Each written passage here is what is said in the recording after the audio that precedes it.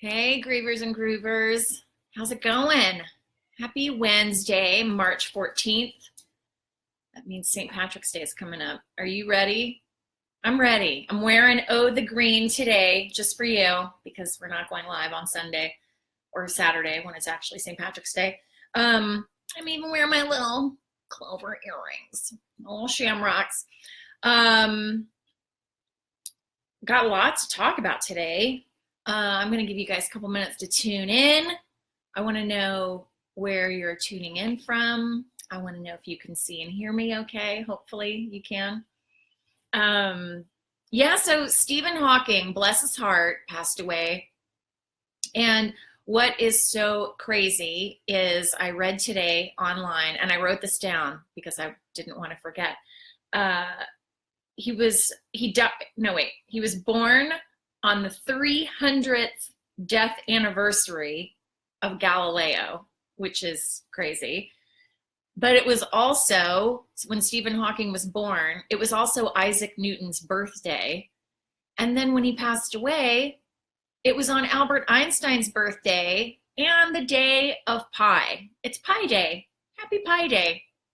Now, for a dyslexic person, little LD girl, / learning disabilities girl, pie means chocolate cream, coconut, banana, tart cherry, partial to pecan. Those are the pies that I enjoy. Those are the only pies in my life. But of course, it's Pi Day, P-I Day. But I wanted to know if you guys are celebrating Pi Day by doing mathematical equations. When does anyone ever do that just for funsies? Not me. Although I do have a friend who's super math nerd, and I'm just completely envious. Because my friends can't even play card games with me where you have to add numbers up, because I'm just like, wait a minute, hang on a sec. This is just gonna take me about an hour and a half to figure out, then I'll get back to you.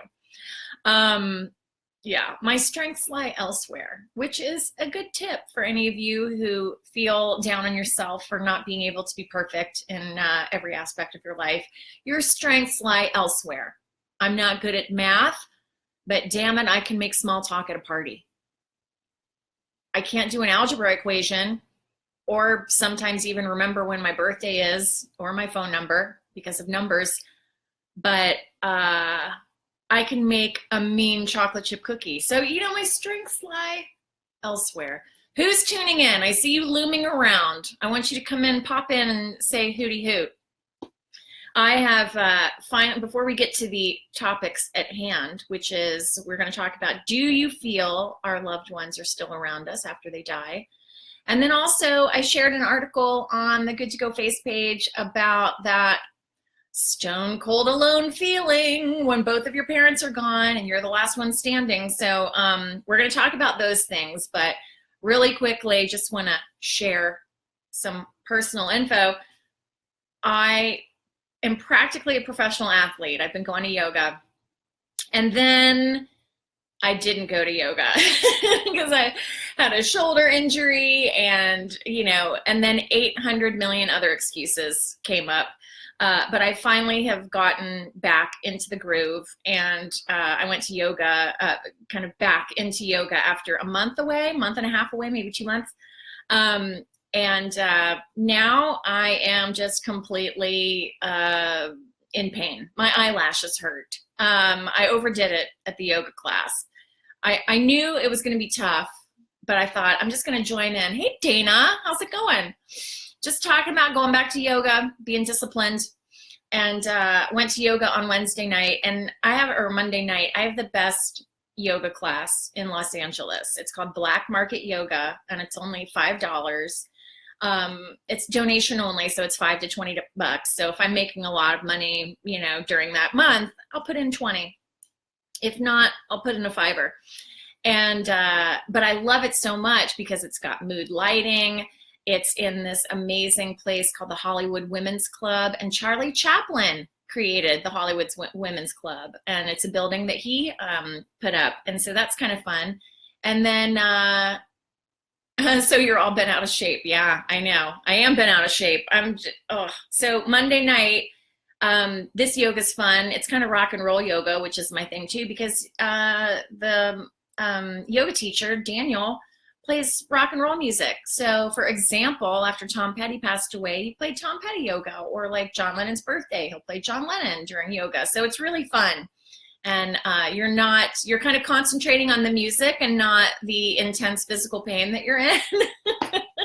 But I was going to take it easy when I first got there, and I was going pretty well. And it's an hour-long class, and I lasted for about a half hour, and then I had to kind of take it easy in child's pose. But I was really impressed with myself. I thought, gosh, I've been a month and a half out. I'm getting back into the swing of things. I feel good, you know. So I came home, took a shower, had a healthy dinner. I was just like, yeah, living life. And then I went to bed, and about 3 in the morning, just, you know, when you naturally kind of shift over to a different side, I couldn't even move. Every muscle is sore. And that has carried over to Wednesday. I mean, now I'm just making noises when I get up. It's like, oh, ah, or if I bend over to pick something up, the backs of my legs are like, oh. But anyway, enough about me and yoga. But I'm getting there. I'm just sharing with you to see if anyone else can relate, because I really got to kind of get back to it. I really feel it helps you focus your mind when you're grieving, because if you're focusing on the pain that's shooting up your leg or while you're trying to twist and turn into a yoga shape, you're not thinking about grieving. You're not thinking about being sad. You're just thinking about, when is savasana? When is the part where you lay down at the end? So I really like it. It might not be your bag. It's just been helpful for me to kind of, you know, turn off my mind, relax, and float downstream. Where are you guys tuning in from? Can you see me and hear me okay? I hope so. I saw the picture go a little cuckoo-cuckoo, so let me know if you can see me, or send me a heart or something if you don't want to contribute with comments. But back to Stephen Hawking passing away. He was such a genius. Hi, Dawn from Ohio. Oh, the ashes in your tattoo, the pumpkin, if not mistaken. Dawn got a memorial tattoo with her loved one's ashes put into the ink. How cool is that? We talk about that kind of stuff, good to go parties. So we're talking about Stephen Hawking dying, and I just wanted to read a quote, so I'm going to read it off the computer. So Stephen Hawking says, "I've lived with the prospect of an early death for the last 49 years, and I'm not afraid of death. But I'm in no hurry to die because I have so much I want to do first." And he told The Guardian that, which is an English newspaper, in 2011. In the same interview, Professor Hawking dismissed the comforts of belief in the afterlife, which brings us to our next topic, and said that he expected nothing to greet him after he died. He said, "I regard the brain as a computer which will stop working when its components fail," he said. "There is no heaven or afterlife for broken down computers. That is a fairy story for people afraid of the dark." Oh, ouch, Stephen. And then he said that there was no need for there to be life after death to make people behave well while they're alive. "We should seek the greatest value of our action," he said, when asked how we should live. Heard that. Just the simple fact of being alive at all was unlikely, given that it relied on tiny changes in the very early universe that spawned the world around us today, he said. "Science predicts that many different kinds of universe will be spontaneously created out of nothing, and it is a matter of chance that we are in it." Stephen. Dang. Hi, Christy. From CNY. Oh my gosh, is this some kind of groovy lingo that I'm confused about? CNY. What's that stand for? I'm having a griefy brain fog moment. But anyway, so Stephen Hawking didn't think that there was anything after death. It was just nothing. And then Dana says, "I'm sure you've seen the cartoon showing Hawking walking into the stars about the best you can do." Yeah, I posted it on Good You Go just like an hour ago. Christy says, "Central New York." Okay, see, the CNY, Central New York. I get it now. Welcome. We are talking about griefy stuff and life and death. And I happen to disagree with Stephen Hawking, but I'm going to throw it out there to the ladies, Dawn, Christy, Dana. Do you think that there is an afterlife, or there's anything after we die? Or are you just full on Hawking? You're like, nope, nothing. You live in a fantasy world if that happens. But my kind of vibe is you're allowed to not believe what I believe, totally, you know. But if you're saying that me believing that there is something after we die, if that's just, you know, for lack of a better description, bullshit, I say, prove to me that it isn't true. Because I can't prove that it is true. But conversely, can anyone prove that it isn't true? I don't know. I kind of have a fun picture of Stephen Hawking's soul transitioning, and then he's just like, OMG, this is awesome. I'm walking, I'm dancing, I'm out of the chair. I know everything, I see everything, digging it. Dawn says, we sure do. Our soul travels on. I believe so too. And weirdly, because we're talking about this, I was inspired to talk about this today because my friend called me and she said, I heard of a deathy quote and I thought of you, which I love because now I'm like the death lady. You know, all of my friends send me a death article. Dana Moore is really good about that. She's like constantly sending me this death thing. Don't know if you've seen this and, you know, check it out. So I love that when people send me deathy stuff. My friend called me and she said she was talking with her friend who remembered a Yoko Ono interview. Now I was Googling this and I couldn't find it, but someone said to Yoko, Dana Moore says, not me, I'm here for all I can affect now. If I touched people and made life a little better, gave people a smile, my job is done. Oh, okay, I like that. So maybe, you know, you don't necessarily know if there's anything after, but, you know, life is for the living and we've got to put it all out there now while we're here now. I mean, I agree with that too. I mean, the part about living for now, that is. So anyway, so my friend was saying that the Yoko quote was, I guess somebody had interviewed her and said, you know, you and John spent a lot of time together, so obviously that must have been really hard when he died. And she said something like, when he was living, we spent 90% of the time together, and now that he's dead, we spend 100% of our time together. And so my friend thought of me when she heard that and had to share that with me. And I hope that that's a true quote. I was Googling it in various different ways, and I didn't find it. But I love that idea that our loved ones are around us and in a bigger way than they could have been on Earth. Hi, Danielle. Danielle says, absolutely, this Earth is only my temporary home. We'll live for eternity with my heavenly Father in paradise. Can I hear an amen? Yeah, it's just, I mean, it's comforting, obviously, to think that there is something out there. None of us want to believe that that's just it. It's just black, nothing, lights out forever, you know? Well, I mean, some people want to believe that, but it's comforting to think about your soul being in your physical body. It's just a shell, you know? And I really came to think about that after my mom died. You know, my mom, I think I mentioned this before, my mom was overweight and kind of hated the way she looked and was constantly, you know, down on herself all the time. And then she passed away. And not one single person said to me at her funeral, your mom was so great, but she was fat. You know, I mean, nobody said that. But in my mom's mind, it was always in the forefront. She was always thinking, oh, I need to lose weight. I'll start a diet tomorrow, you know, those kind of things.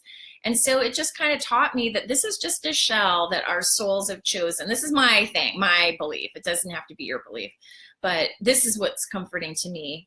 So I'm just sharing it. But if my soul chose this body to be in for this lifetime, who am I to argue? So in a way, your body is perfect for the, you know, the shell or the frame that your soul has chosen. Whether that's naturally curly hair, which of course I hated growing up. I wanted it straight and feathered like Farrah Fawcett or like Olivia Newton-John in the 70s. Oh, I would have killed to have the 80s physical hairdo, but that she had in her physical video. That was Teresa Murphy's. That was a girl that went to my middle school. She had the Olivia Newton-John physical hairdo. And man, I was super envious of that. But you know, we should be grateful and appreciative of what we have right now. To me, your health is your wealth. If you're healthy, you're a supermodel, you know. Danielle, where are you tuning in from? You're new. And Christy. So we've got Central New York. We've got, let's see, we've got Kentucky. We've got Ohio.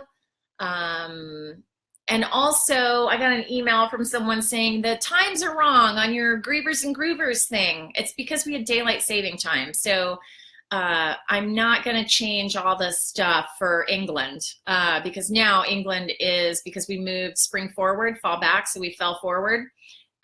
England is now, when we go live, it's at 12 a.m.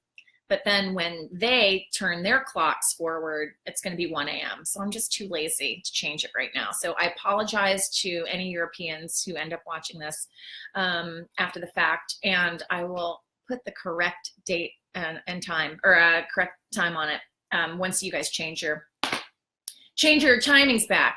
Arkansas, nice, all over the place. So I wanted to talk to you guys. Do you still have your parents around? Let's see. I know that, let's see, John was talking about, you know, she lost her man, but I was wondering if you guys still have your parents around, because once you, hey, Bob in Culver City, woot, woot.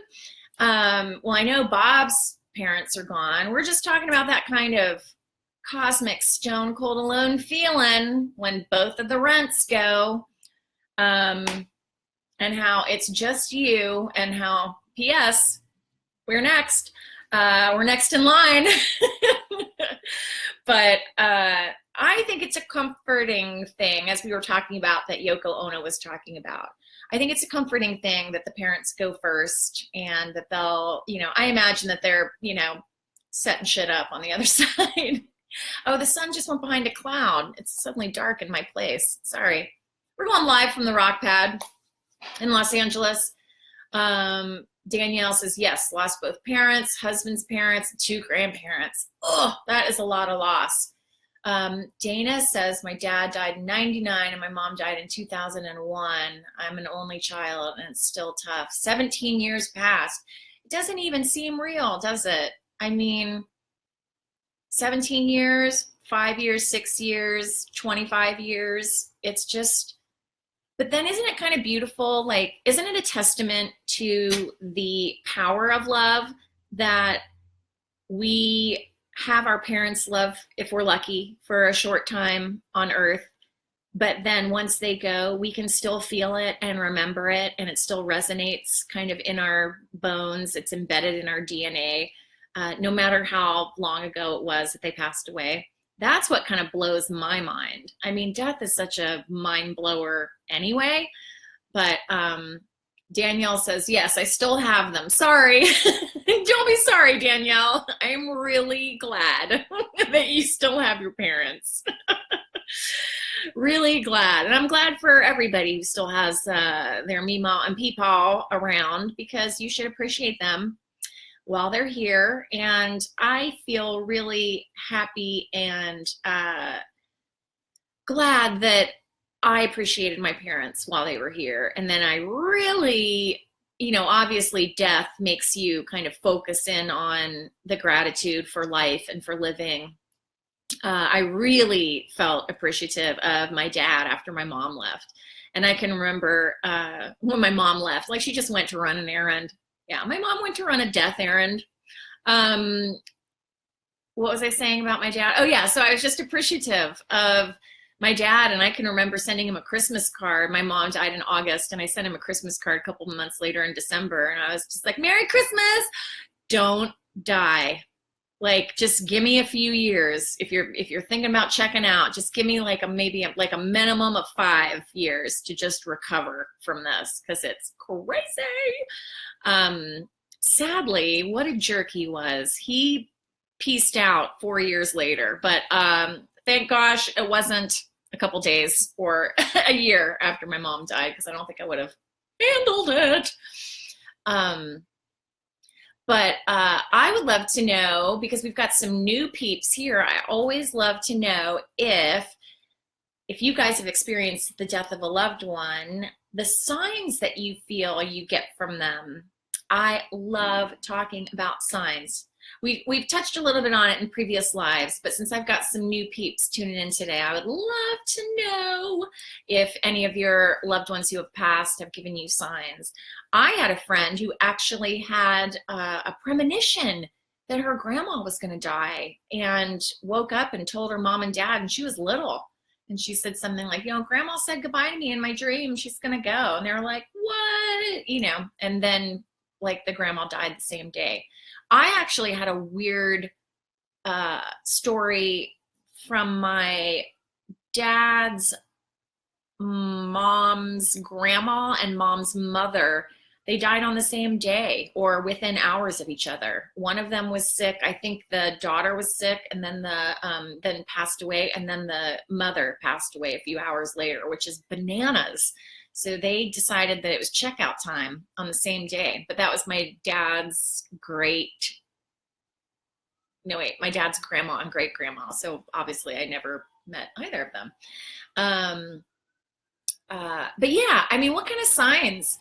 I feel it's really comforting to think that they're around me. And after my mom passed away, not only did I knew her love was coming to me from where she lived in Chicago, but after she died, I felt her love everywhere. Like, it was like the weirdest, cosmic, most, bizarre thing. But it's a feeling of knowing, a feeling of intuition. I just felt her love everywhere. And even talking with my dad, before he died, a year before he died, we were talking about the idea of watching a beautiful sunset and feeling a breeze on your face, and when you're feeling the sun on your face, or just things in nature, whether it's hummingbirds. I always feel closer to my mom when I see hummingbirds. I feel like hummingbirds are kind of a reminder. And I know that a lot of people can relate to butterflies and hummingbirds and feathers. I had a white feather thing that was bananas. I went to get my car, my car's oil changed, and I pulled into this garage. I just picked one because my light came on. I thought, oh shit, I should just do it now. And I pull into this garage, and it was coated in white feathers. I was like, okay, how many garages have those? Hi, Beth Springhart Thompson, another Ohioan. She says, definitely songs on the radio. When I'm thinking of him, I can hear at least 2 songs on the radio by artists he loved, usually Neil Diamond or Lionel Richie. I love that. I love it when our dead relatives play Cosmic DJ. Neil Diamond, hilarious. God bless him. He's retired now because of Parkinson's. But man, I got to see him. I'm glad that I went to see him live. I got to see him at the Hollywood Bowl, and the crowd, they were just insane. They were such Neil Diamond freaks. Is there some kind of name for Neil Diamond fans? Like Jimmy Buffett has parrot heads. Is there some kind, Justin Bieber has believers or something? But I don't know, diamond heads, who knows? But I was impressed, Neil. It was a hot summer night, not at the Greek. It was at the Hollywood Bowl. And Neil came on stage. All the lights went down. Suddenly, dry ice across the stage, a lone spotlight in the middle. And then Neil rose up in silhouette, with like a cool silhouette. And then he just like went into the gig, and it was awesome. And then he did You Don't Bring Me Flowers Anymore, which we were hoping that Barbra Streisand would pop up out of nowhere, but she didn't. But some backing singer sang it, but it was fun. And he did Sweet Caroline twice in a row because it was so good. So that was really fun. Dana says, big old fish. My dad would rather fish than eat. When I see a big old fish, I think my dad must have had a pull on the line. I love that. My dad is a big fisherman too. I would turn the camera around so you could see the fish that my dad caught and mounted in 1977. It's a smallmouth bass. I always think of my dad when I think of fishing, or I see a smallmouth bass. And when I was considering a memorial tattoo, I was thinking of having a fish, having a smallmouth bass on one side of my ankle and then a hummingbird on the other. So kind of like mom and dad togethers. That's so funny. He'd rather fish than eat. I've never heard that expression. I love that. Anyone have any St. Patty's Day plans coming up Saturday? I'm very excited. I love St. Patrick's Day. Maybe it's just because of the green beer. I don't know. I'm going to go to a gig on Saturday night for some, I was going to say it's rock and roll, but it's not really. It's a friend of mine who I used to babysit, and he's a lovely musician, and he's now in a jazz combo. I'm not a big jazz fan. I'm going to be honest with you. So I'm going because of the love. I'm going out of support. But I'm probably going to have to sit through 2 hours of teenage jazz. But I'm going to do it because I love him to bits, and he's a cool kid. And then what else is coming up?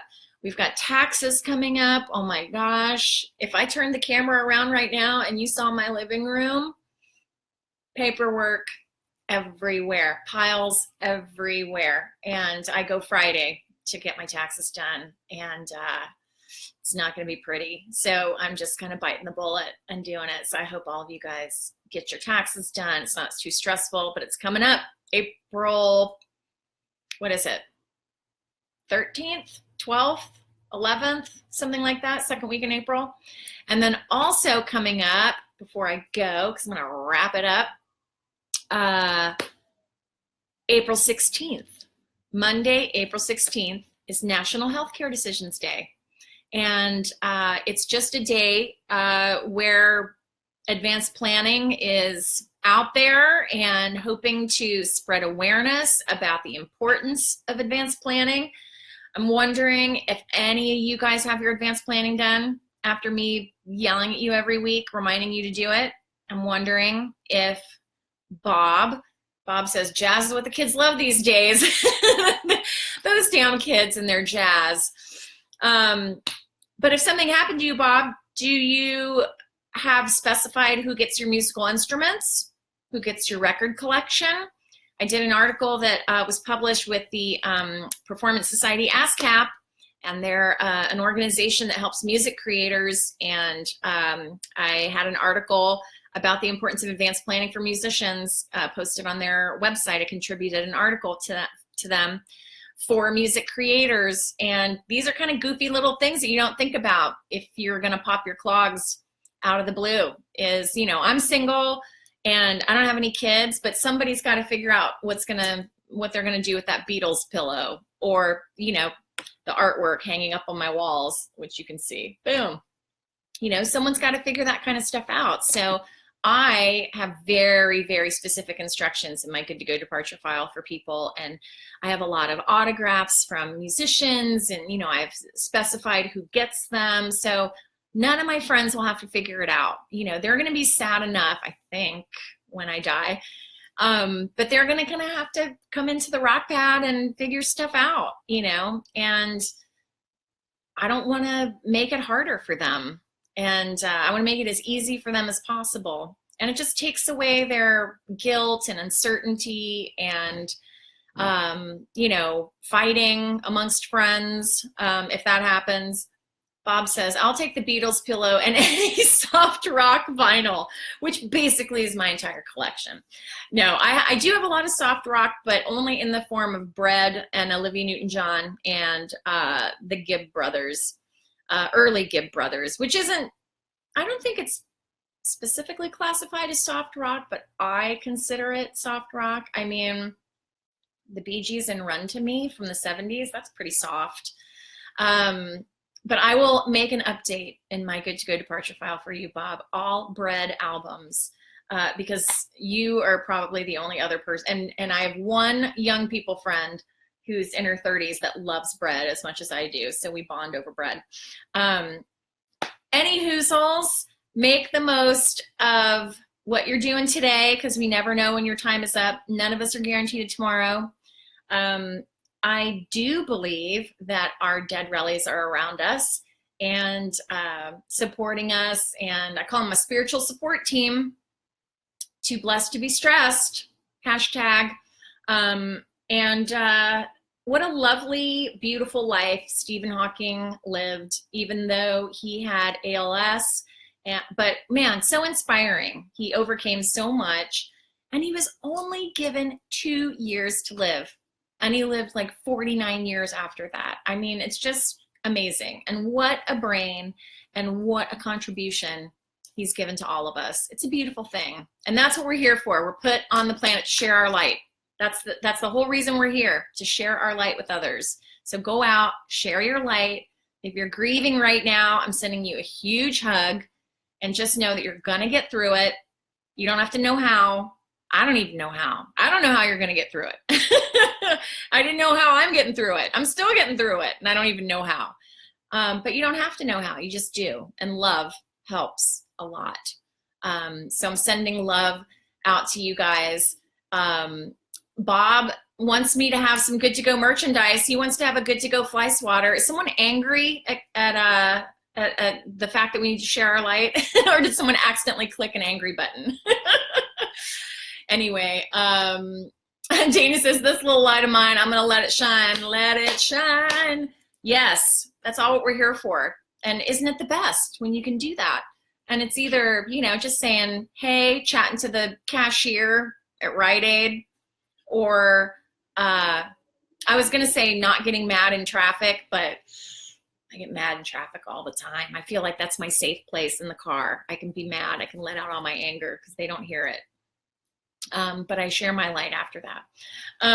Anyway, it was really good to talk to you guys today. And next week, we'll see you, next Wednesday, which is, what date is it? Please hold, calendar looking, the 21st, March 21st. And there's only a couple days after that, and then it's April. I don't even know what's happening. But I posted a couple videos on my YouTube channel last year around this time, and one of them was all about St. Patty's Day and Irish wakes. So I'm going to share that old video on the new Good to Go Facebook page, or the existing Good to Go Facebook page. So you guys can check that out. April 16th, National Healthcare Decisions Day. Good day to talk to your peeps about advanced planning, and a good day to get your own advanced planning poop in a group too. So if you have any questions about that, please feel free to email me on amygoodtogo@gmail.com. You can follow me on Instagram and Twitter, which is @goodtogopeace. And thank you, Bob and Dana and Danielle and Christy and Beth and the Dawns and the Danas and everybody for tuning in and sharing your comments. And I'll see you guys next week. So stay safe and don't forget to shine your light. All right, talk to you later, potatoes.